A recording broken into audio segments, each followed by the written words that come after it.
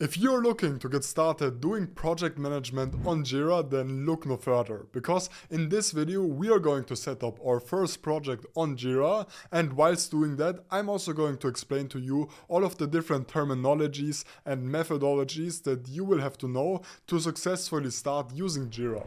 To get started, head over to the Jira website. I will leave you the link for this down below, and click on Get It Free right here to get yourself a free account. Then just go through the process of signing up to an account. Once you've successfully registered, you will be redirected to this page. Right here, just select Scrum and click on Next. Now, Jira is actually built as an Agile Project Management tool, but this raises the question, what does Agile actually mean? Now, Agile is basically a flexible and iterative project management approach where you break down your project into different phases and prioritize collaboration and customer feedback to deliver incremental value quickly and efficiently. Now, basically, when doing this, you will have two main types of doing Agile project management.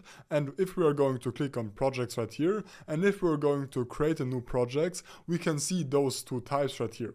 The first one would be Kanban, and the second one Scrum. Now, Kanban is basically just a visual view of all of your projects, and Scrum would be kind of a workflow that is going to provide a structured framework on how to get things done quickly. In this video, we're going to select Scrum right here. Then click on Use Template and then select if your Jira Dashboard is team managed or company managed. The core features are going to be exactly the same, but either way just select which kind of project type you need and then put in your name. As for this video, I'm going to build up a sample project which is going to say Save User Data and then click on Next. Now we got redirected to our newly created project Save User Data, and we can actually change the view of our project by clicking on these icons right here. Either way, to actually get started creating different kind of tasks in Jira, we actually call tasks issues. You can click on Create right here. And then, as you can see right here, you are going to have different issue types, and it is actually super important to understand how these issues are going to work. So basically, Jira has three different issue types, and these kind of work as a hierarchy. The first one would be the epic. Now, an epic would be a big abstract view of work, which then gets broken down into several smaller tasks called user stories. Now, these user stories are a little bit more advanced. Basically, they follow a strict formula, which you can see right here, and basically they read like, as a persona I want to so that. So basically, as a persona, this is going to be determined by who are we going to build this for.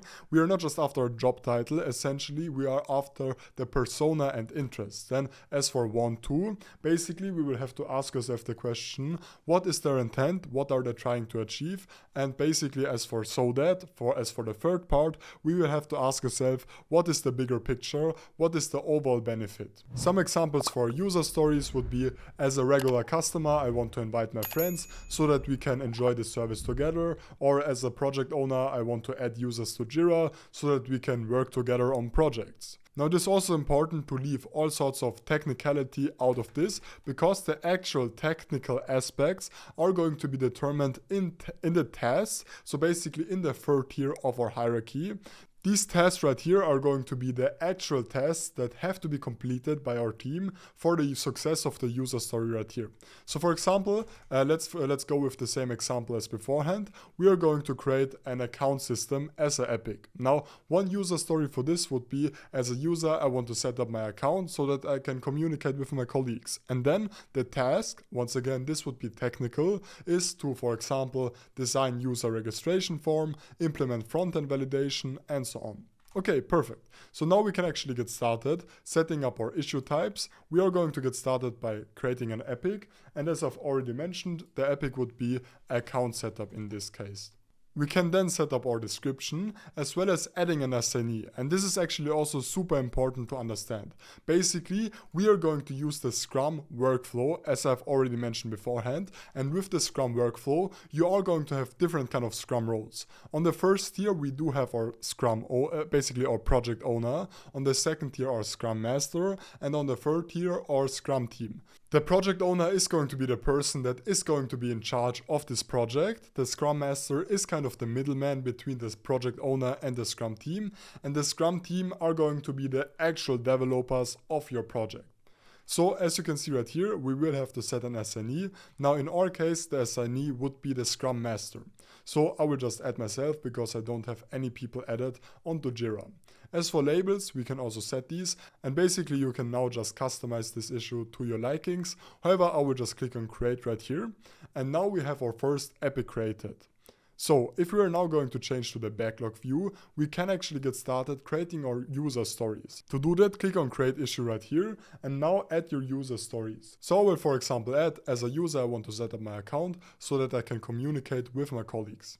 Now once this is added, you can click on it, and now the menu of your issue is going to show up. Right here you can then once again put in all of the customization data, and you can also set the story point estimate. The story point estimate is basically going to say the measurement of the complexity or size of this different kind of issue. So basically the higher the story point estimate, the more complex this is going to be. Let's say that this is going to be a 5, for example, and you can then continue customizing this by adding labels and so on. Now the only other thing that is actually important to notice is that if you want to add your tasks onto your user story now, then you will have to click on add child issue right here, and then you will have to put in your task. So for example, I will just add design user registration form, then I'm going to put in implement front-end validation form, and I'm also going to put in some other examples right here. Alright, perfect. And now we basically have our first user story set up. However, by now it isn't actually connected to our epic, which we've already set up beforehand. So to do that, click on epic right here and then select your epic. Perfect. Now we can actually get started creating a sprint. But what does that actually mean? Well, you will kind of have to think it like metaphorically. Basically, a sprint is just a time box period with a specific goal and outcome where you're going to allocate work that aligns with your goal and can be achieved on time. So to do that, simply just drag your user story right here onto the sprint and then click on start sprint. Now you will have to give your sprint a name, you will have to set a duration, and you will have to set a start date and end date. You can also basically put in your sprint goal, and once you are going to click on start, you're going to be redirected to the sprint view where you can then track the process of all of your different user stories. And once all of your user stories are completed, in my case I only do have one user story, you can actually click on complete sprint on the top right, and now your sprint is completed. Now one feature which can save you quite a lot of time is this automation feature right here.